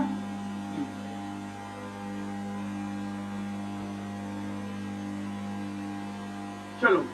लेकिन मैं ये निकलवाना चाह रहा हूं, ये थीटा बोलूं तो कैसे निकलेगा बोलो, tan थीटा कितना होगा बोलो, tan theta is this by this, ये कितना था, L/4 बाई कितना, 3L/4, कितना होगा बोलो, 1/3, tan थीटा 1/3। इसका मतलब अगर मैं एल शेप के स्ट्रक्चर को मैं ऐसे खड़ा कर दूं, तो इसका सेंटर ऑफ मास ठीक नीचे होना चाहिए, इसके यहां कहीं, और ये सेंटर ऑफ मास वाली लाइन इससे सेंटर ऑफ मास को जब मिलाता हूं, तो ये इस साइड से कितना एंगल बनाती है, इससे मैं सेंटर ऑफ को मिलाता हूं, सेंटर ऑफ मास को, तो इस लाइन से कितना एंगल बनाती है, तो कितना होगा, tan थीटा, थीटा बराबर tan इनवर्स 1/3। तुमसे ये पूछेगा कि एक एल शेप के स्ट्रक्चर को केवल हिंज करके छोड़ दिया जाए, बताओ वो कितने एंगल पे रुकेगा, आंसर क्या होगा, tan इनवर्स 1/3। बात समझ रहे हो, नहीं समझ? अगर मैं यू शेप की बॉडी को ऐसे ही लटका दूं, हिंज कर दूं, तो पूछेगा कि ये यू शेप का बॉडी यहां पे हिंज कर दूं, तो ये कितना एंगल बनाएगा, ये हम लोग निकाल सकते हैं। लेकिन कभी भी तिरछे डायग्राम में काम नहीं करना चाहिए, प्रॉब्लम तो वो देगा। उसको पहले हम सीधा कर लें। ये तीन equal length L L L के तीन स्ट्रक्चर है, ठीक बात है। इसका सेंटर ऑफ मास कहाँ होगा बोलो? एम यहाँ होगा। इसका सेंटर ऑफ मास कहाँ होगा? एम यहाँ होगा। और इसका कहाँ होगा? एम यहाँ होगा। ये दोनों सिमेट्रिकल हैं। ये लाइन ड्रॉ करो, इसके अबाउट सिमेट्रिकल है कि नहीं ये स्ट्रक्चर? इन दोनों का सेंटर ऑफ मास C1 और C2 का सेंटर ऑफ मास ये C12 ये होगा कि नहीं होगा? और यहाँ कितना मास रखा जाएगा? 2m। इसका और इसका सेंटर ऑफ मास यहाँ हो गया 2m, राइट। और ये m, अब बताओ ये 2m ज्यादा है और ये m छोटा है। अच्छा, टोटल कितना है? L/L। ये कितना हुआ? L/2। ये क्या हुआ? L/2। बीच की दूरी L/2 हो गई। अगर ये दोनों मास बराबर होते तो सेंटर ऑफ मास एग्जैक्टली बीचों बीच होता, लेकिन ये भारी है तो कहीं यहाँ होगा भारी की तरफ, यहाँ से x दूरी पे, तो यहाँ से कितने पे? L/2 माइनस x पे। सेंटर ऑफ मास के अबाउट क्या जीरो होता है? लेफ्ट मास मोमेंट बराबर राइट मास मोमेंट, ये C0 हो गया। ये मास इंटू ये दूरी 2m into x is equal to कितना? m इंटू कितना? L/2 minus x। ये m कैंसिल हो गया, 2x और x इधर कितना हो गया? 3x इज इक्वल टू कितना आ गया? L/2। x कितना आ गया? L/6। x आ गया L/6। अब तुम्हें ये ट्रायंगल, ये एंगल चाहिए, सॉरी तुम्हें ये एंगल चाहिए, ये एंगल चाहिए ना। सेंटर ऑफ मास से इस कॉर्नर को ज्वाइन करो, ठीक है। ये कितना था? L/6 और ये कितना था? L/2। टोटल जोड़ो कितना हो गया? L/2 प्लस L/6, 3L/6 लिख सकता हूँ इसको। कितना आ गया? 4L/6 यानी क्या? 2L/3। और ये कितना हो गया? L/2। ये tan थीटा, ये tan थीटा कितना आ जाएगा बोलो? Is equal to this by this, L/2 by 2L/3। L/2 divided by 2L/3 यानी उल्टा 3/2L। L कैंसिल हो गया, कितना आ गया? 3/4। यानी ये एंगल कितना होगा बोलो? tan inverse 3/4। बात समझ में आई? ये एप्लीकेशन हुआ सेंटर ऑफ मास का, राइट? ओके,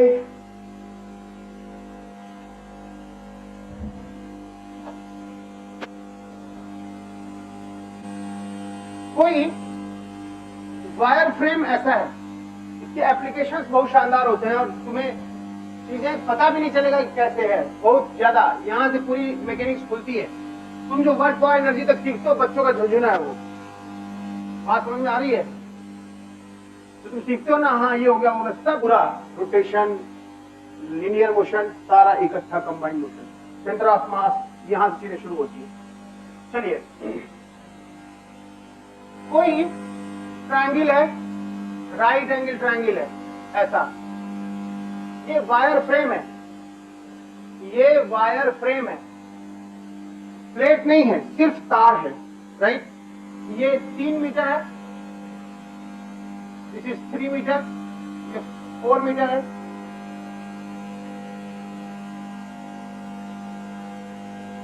अब देखिए, ये 3 मीटर है और ये 4 मीटर है और ये 5 मीटर है, राइट? और तुमसे पूछा है कि इसका सेंटर ऑफ मास बताओ कहां पे होगा, ठीक है? तो क्या लिखोगे? यूनिफॉर्म वायर फ्रेम है, तो एक लेंथ की लंबाई अगर लैम्डा है तो 3 मीटर की लंबाई कितनी हो गई? 3 लैम्डा। इसको ओरिजिन मान लो, इसे एक्स एक्सिस मान लो, इसे वाई एक्सिस मान लो, ठीक बात है। इसके कोऑर्डिनेट्स क्या हो गए? 0,3/2, भाई एक्स में 0 और वाई में 0,3/2। और इसके कोऑर्डिनेट्स क्या क्या हो गए बोलो? इसका मास कितना हो गया? 4 लैम्डा।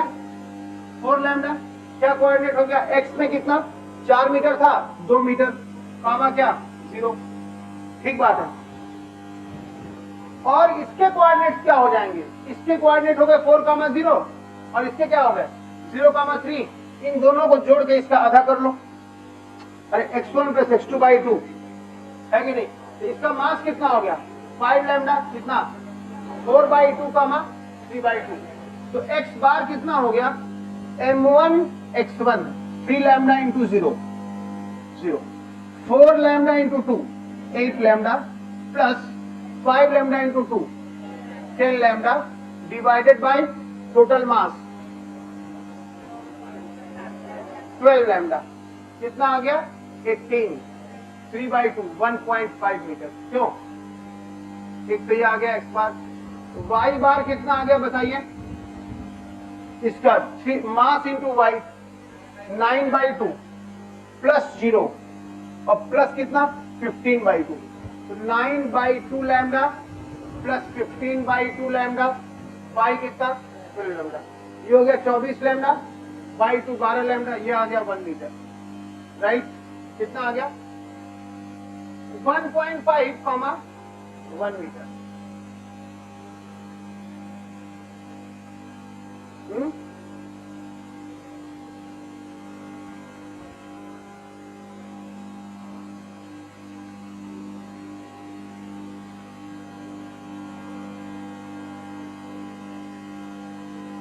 लिख लीजिए।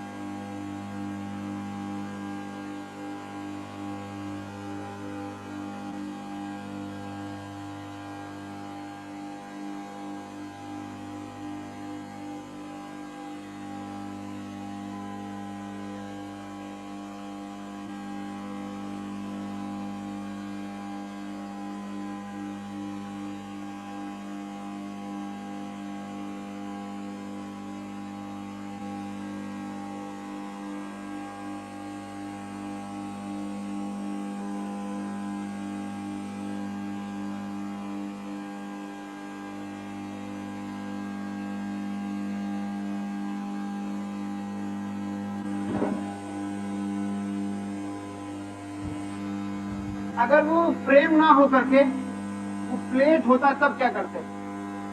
3 मीटर का ये साइड है, 4 मीटर का ये साइड है, और ये एक प्लेट होती, एक प्लेट है, ये कोई लैमिना 2D, इसको लैमिनर बोलते हैं। लैमिनर यानी प्लेनर, लैमिना यानी प्लेनर, रोटी जैसी चीज, प्लेन चीज, राइट, लैमिना। अगर ये ट्रायंगुलर प्लेट होती तब क्या करते? तब वैसा नहीं करते, तब कोऑर्डिनेट लेके नहीं करते। बहुत अच्छा मेथड है इसका। यहां से अब ये ट्रायंगल हो गया, इसका सेंट्रॉइड है, तुम इसको कोऑर्डिनेट ज्योमेट्री में भी यूज करोगे। इसका सेंट्रॉइड कहां होगा?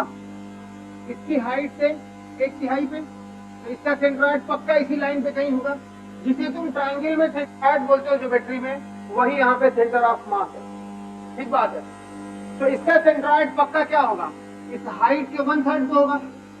तो इसका हाइट क्या हो गया 3, और उसका 1/3 क्या हो गया 1, पक्का इस लाइन से होगा। उल्टा सोचो, अब कि इसको बेस मान लो, इसको हाइट मान लो, तो ये सेंट्रॉइड क्या होगा? इस हाइट से कितने पे होगा? बेस के 1/3 पे होगा, यानी कितने पे? 4/3 पे।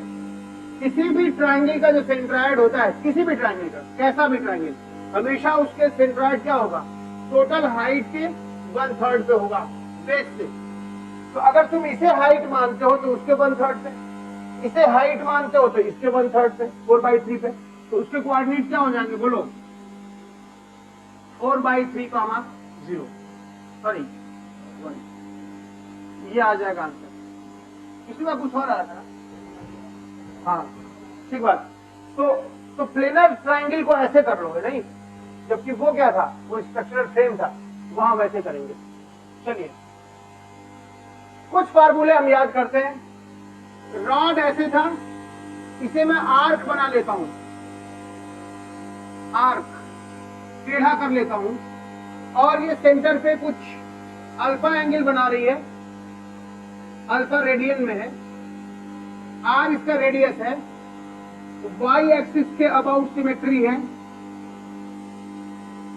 Angle subtended on centre is alpha, and O is it's geometrical centre, O इसका ज्योमेट्रिकल सेंटर है, और सेंटर है, और C इसका सेंटर ऑफ मास है। O से C तक की दूरी जो होती है, ज्योमेट्रिकल सेंटर से सेंटर ऑफ मास की दूरी जो होती है, वो होती है 2r/α sin α/2। ये आपको याद करना पड़ेगा, 2r/α α/2, ठीक है। आर्क के लिए ऐसा होगा, और अगर यही आर्क की बजाय सेक्टर हो जाता सेक्टर यानी कोई रोटी है उसका टुकड़ा आपने काट दिया ऐसे, और ये सिमेट्रिकल लाइन है, ये इसका ज्योमेट्रिकल सेंटर और ये इसका सेंटर ऑफ मास। इनके बीच की जो दूरी होती है, ये सेक्टर भी कितना एंगल बना रहा है, अल्फा। इनके बीच की जो एंगल होती है, जो दूरी होती है, that is 4r/3 alpha into क्या, साइन अल्फा बाई 2, ऐसा होता है। ये आपको याद करना पड़ेगा। यहाँ 2r/अल्फा साइन अल्फा बाई 2, यहाँ 4r/3 alpha sign alpha by 2, ऐसा होगा। ठीक बात है। और जो कोण होता है, कोण है कोई, कोण हालो भी हो सकता है और क्या हो सकता है, सॉलिड भी हो सकता है। हालो कोण हुआ, IIT का प्रॉब्लम है पिछले साल का। सॉलिड कोण हुआ, सीधे पूछ लिए थे, ठीक है। हेमिस्फीयर हुआ, हालो खोखला गोला, हालो हेमिस्फीयर, हालो हेमिस्फीयर और सॉलिड हेमिस्फीयर। ठीक बात है, सॉलिड हेमिस्फीयर लाइक दिस। इन सब का भी मैं बता देता हूँ, बाकी चीजें आगे आपको प्रूफ में इसका बता दूंगा, पहले इसका एप्लीकेशन देख लीजिए। ठीक है, किसी भी कैलकुलस का यूज ना हमने अभी तक फिजिक्स में किया है ना आगे करेंगे। मैं फिजिक्स पढ़ाना चाहता हूँ, मैथ नहीं। ठीक है, तो कैलकुलस का यूज थोड़ा बाद में, जब ज्यादा एडवांस प्रॉब्लम आते हैं तब हम लोग कर लेते हैं। हालो कोण और सॉलिड कोण, ये बताओ कौन ज्यादा किसके ज्यादा मास पास में है, बोलो। यहाँ से सॉलिड की ओर ज्यादा मास बेस की तरफ है, तो कितना आ जाएगा बोलो। इसका आंसर आता है बेस से h/4 पे, और इसका आता है बेस से h/3 पे। हालो कोण का कितने पे होता है, टोटल हाइट के h/3 पे और सॉलिड में h/4 पे। और हालो हेमिस्फीयर का आता है r/2 पे, रेडियस के आधे पे। और सॉलिड हेमिस्फीयर का ज्योमेट्रिकल सेंटर और सेंटर ऑफ मास वो आता है 3r/8 पे। ये वैल्यूज तुम्हें याद होनी ही चाहिए, ये सारे फार्मूले। ठीक बात। अब मंजर धीरे धीरे बदल जाएगा, ठीक है। और तुम्हें ये बात समझ में आई, केवल फ्रेम होता तो कैसे करते, ट्रायंगुलर प्लेट होता तो कैसे करते, आर्क हो गया टेढ़ा कर दिए तो सेंटर में बना रहा तो कैसे करते, सेक्टर को कैसे करते, हालो कोण का कितना होगा, सॉलिड कोण का कितना होगा, हालो हेमिस्फीयर और सॉलिड हेमिस्फीयर। इसको लिख लो।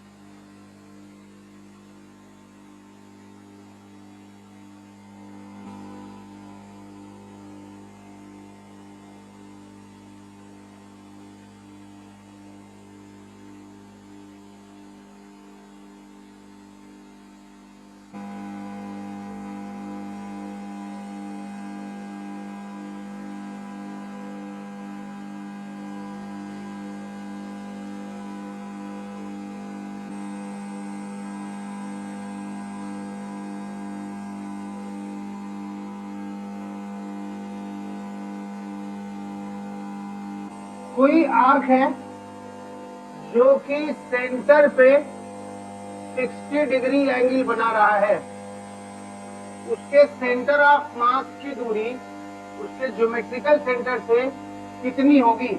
आर्क है, तार को मोड़ दिया गया, कितनी, 2r/अल्फा, अल्फा यानी 60 डिग्री, 5/3 रेडियन में लिखना है, 60 डिग्री। अल्फा 60 डिग्री कितना रेडियन हुआ, 5/3, 2r/अल्फा। और साइन अल्फा बाई 2, साइन 60/2 यानी साइन 30, तो साइन 30 की वैल्यू 1/2, 2 भस्म हो गया, कितना बचा, 3r/5। आंसर है कि नहीं, बोलो, 3r/5। ऐसा कोई स्ट्रक्चर है, एक्स एक्सिस वाई एक्सिस, और ऐसा एक सेमी सर्किल है, सॉरी ऐसा एक आर्क है, समझना ये चीज है, ऐसा है O A B O, एक मतलब फ्रेम है, वायर फ्रेम है, सिर्फ बीए नहीं है, सिर्फ आर्क नहीं है, यहाँ पे रॉड भी है, मतलब ये फ्रेम है बिल्कुल ऐसा। लो ये फ्रेम है, ठीक बात है, और ये एक्स एक्सिस है और ये वाई एक्सिस है। इस सिस्टम के, इस स्ट्रक्चर के सेंटर ऑफ मास का कोऑर्डिनेट बताना है, ठीक है। फाइंड कोऑर्डिनेट ऑफ क्या, इट्स सेंटर ऑफ मास। क्या करोगे, ओके ठीक है। तो ये कितना एंगल बना रहा है बोलो, 90 डिग्री। तो कुछ ऐसा करते हैं, ऐसा है, ऐसा है, ऐसा है। इसका मास कितना होगा, एक लंबाई का मास अगर लैम्डा है तो इसकी रेडियस तो आर हो गई, तो इसका मास कितना हो गया, हाँ लैम्डा आर। कोऑर्डिनेट क्या हो गया, आर पे है r/2 कॉमा क्या 0। इसका मास कितना हो गया भाई, लैम्डा आर। इसका कोऑर्डिनेट क्या हो गया भाई, 0 कॉमा r/2। इतनी तो बात समझ में आ गई, दोनों वायर वाले का काम हो गया। ये जो है ये इस एक्सिस के बाद सिमेट्रिकल है, 45 डिग्री 45 डिग्री नहीं बोलो 90 डिग्री है ना, तो ये जो लाइन ऐसे 45 डिग्री पे है, ये 45 डिग्री और ये क्या चीज, ये 45 डिग्री। ये इसका सेंटर ऑफ मास होगा और ये क्या होगा, ओरिजिन, ज्योमेट्रिकल सेंटर, ठीक बात है। अच्छा समझना, ये जो ओसी डिस्टेंस होगा वो कितना होगा, 2r/अल्फा। अल्फा यानी कितना, 90 डिग्री है तो कितना हुआ, π/4 ना, π/4। 2r का मेहनत कर दो तुम कि हम जाके सही में 2r/अल्फा। अल्फा कितना, angle subtended by centre 90 degree. Alpha कितना हो गया, π/2। 2r/अल्फा साइन अल्फा/2 यानी 90/2 यानी साइन 45 यानी क्या 1/√2, यही ना।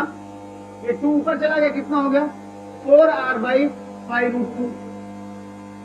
ओसी तो इतना हो गया, ये ओसी इतना है, ओसी तो ओसी है तो सी का कोऑर्डिनेट कितना हो गया, ये दूरी अगर 4r/π√2 है तो ये क्या हो गया 45 डिग्री बोलो। इसका cos 45 यानी कितना 4r/π√2 कितना cos 45 यानी 1/√2 कितना आ गया 2r/π। और चूंकि 45 है तो दोनों बराबर होंगे, ये भी कितना हो गया 2r/π। तो सी के कोऑर्डिनेट क्या आ गए 2r/π कॉमा 2r/π। ये कोऑर्डिनेट्स आ गए सी के, बोलो ओके। इसके सी के कोऑर्डिनेट मिल गए हमारे क्या क्या, 2r/π कॉमा क्या चीज 2r/π। और मास कितना हो गया, इसकी लंबाई कितनी है, टोटल 2πr होती है, उसका 1/4 है ये 2πr/4 यानी कितना πr/2। तो इसका मास हो गया लैम्डा इंटू πr/ क्या। अब x बार निकाल लोगे कैसे, ये मास इंटू इसका x कितना आ गया लैम्डा r इंटू कितना r/2 m1x1 plus m2x2 plus lambda πr divided by 2 mass into ये चीज 2r/π प्लस इसका mass into x 0 divided by total मास कितना हो जाएगा, लैम्डा r कॉमन ले लेना तो 1 lambda r 1 lambda r 2 lambda r plus यहाँ पे लैम्डा r कॉमन ले लिए, क्या बचा π/2, यहाँ से x बार आ गया। y बार क्या निकालोगे बोलो, ये मास इंटू ये 0 हो गया और फिर ये मास into this lambda into πr by 2 mass into ये दूरी 2r/π प्लस कितना लैम्डा r इंटू क्या, वही आएगा शायद, सिमेट्री है ना, नहीं आएगा लैम्डा r इंटू क्या r/2 डिवाइडेड बाई टोटल मास कितना लैम्डा r इंटू 2 प्लस π/2, यहां से आ जाएगा तुम्हारा। तो एक ऐसा फ्रेम है, उस फ्रेम का सेंटर ऑफ मास हम लोग निकाल पा रहे हैं, ठीक है। Second last problem of this slide है, ऐसा हुआ ये आर्क है और ये 60 डिग्री बना रहा है सेंटर पे, 60 डिग्री बना रहा है और ये फ्रेम भी है, एक वायर फ्रेम,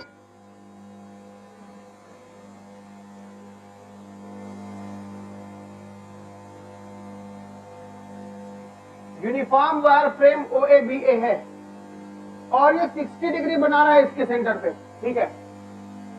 सिर्फ आर्क नहीं है, क्या है ये, ऐसा एक वायर फ्रेम है, ठीक बात है।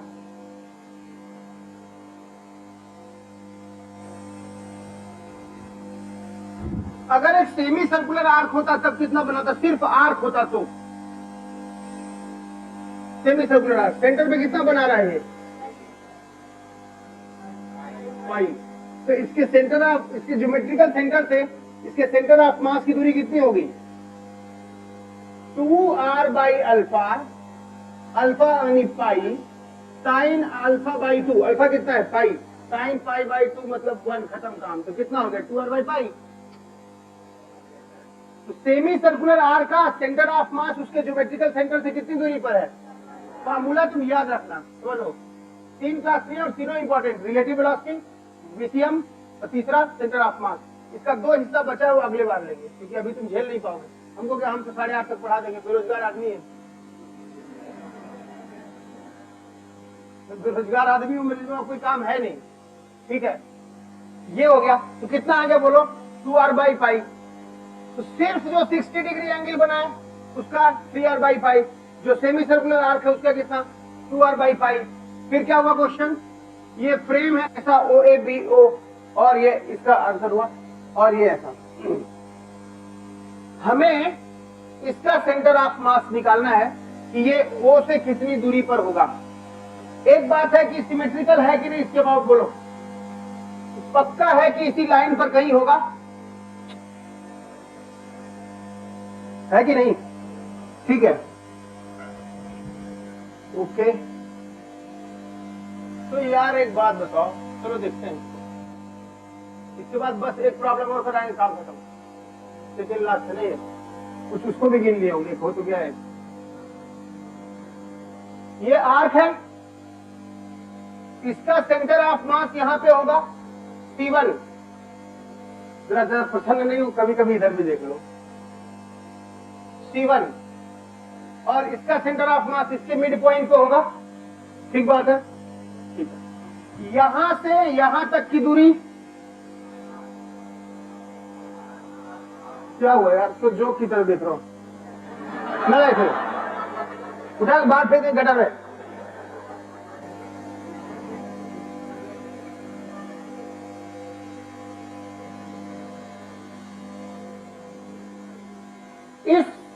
ये स्ट्रेट वायर है, यूनिफॉर्म है, इसलिए इसका मिडिल पॉइंट ही इसका सेंटर ऑफ मास हो जाएगा, ठीक बात है।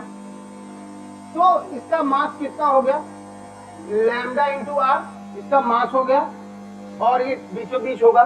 सिमिलरली यहां से यहां तक भी इसका मास कितना होगा, लैम्डा इंटू आर, और ये मिडिल पॉइंट पे होगा।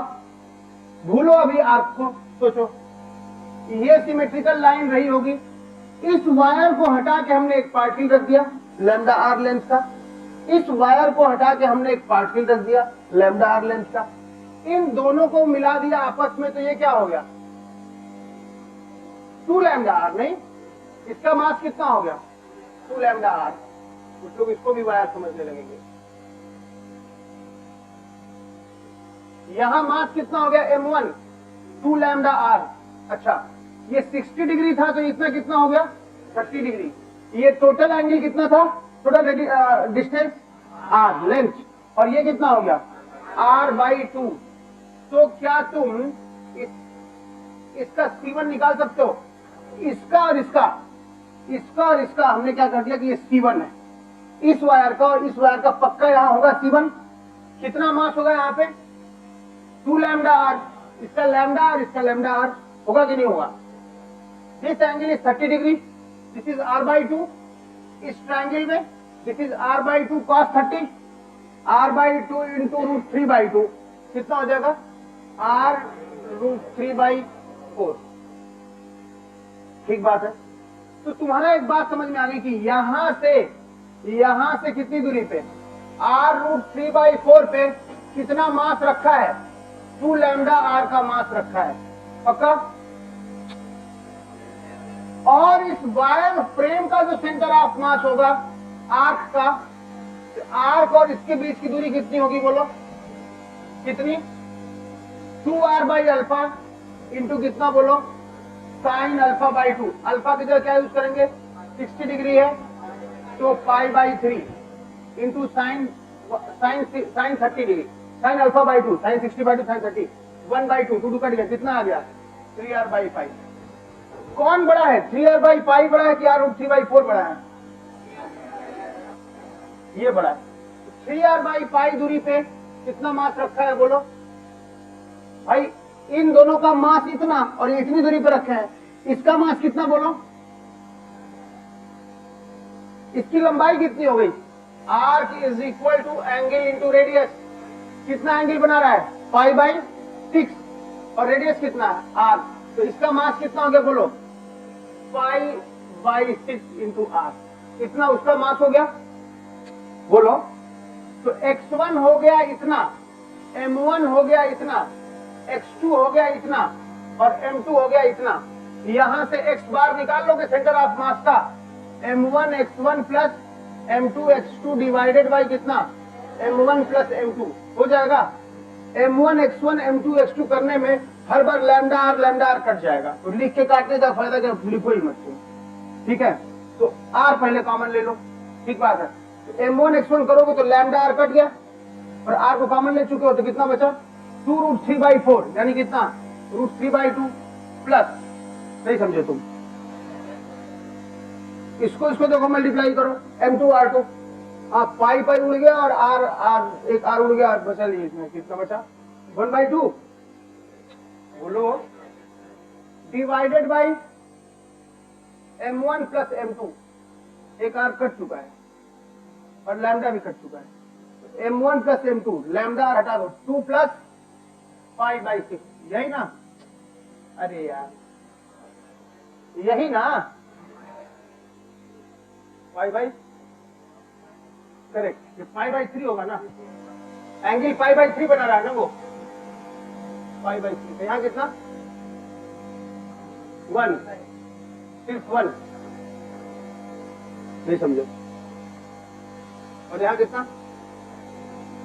अब ठीक है देख लो,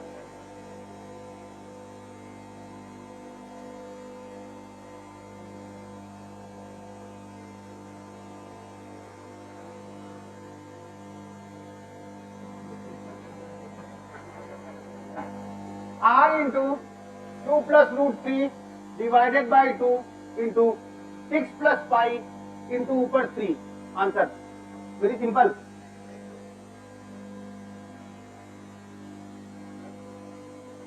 यही आ गया क्या?